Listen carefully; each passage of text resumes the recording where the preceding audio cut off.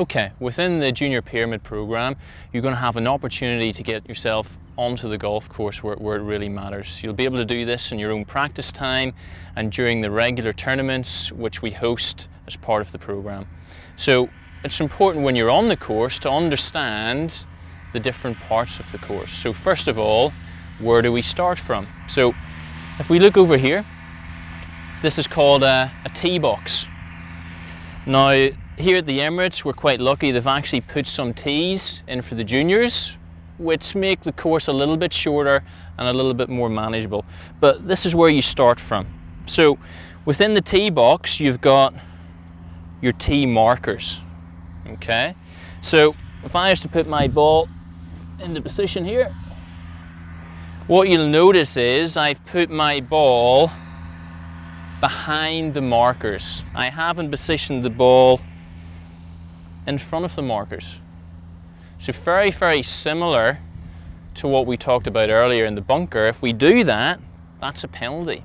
So we have to be very careful when we're on the golf course to always tee the ball behind the marker. So how far are we allowed to go back?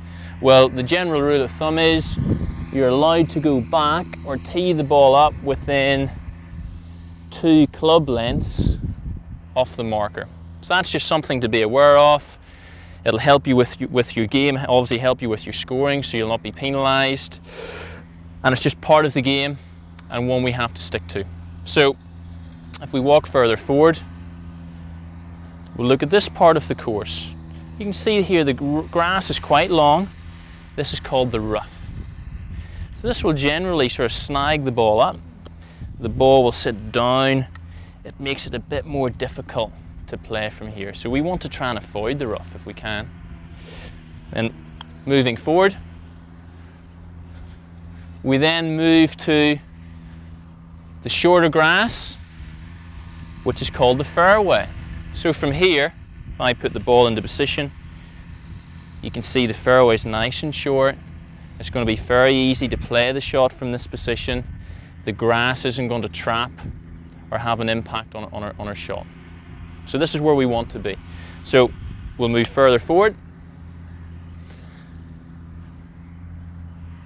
So obviously our intended target is always the green.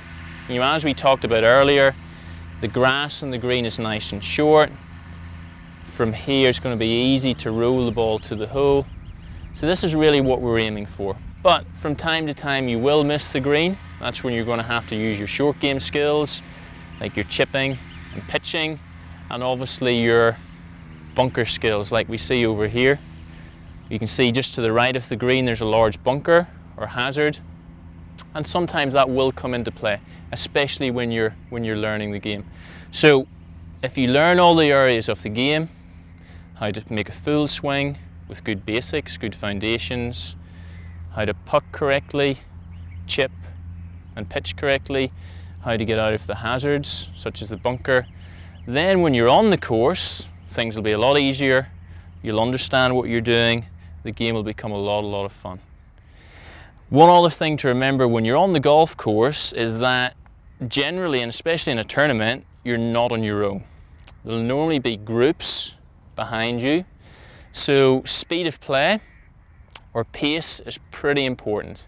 If you feel as though you're holding players up behind, what you can do is stand to one side and simply wave them through. But rather than doing that, as a general rule, always try and keep up with the group in front. If you keep up with the group in front of you, your pace of play or your speed of play will be perfect.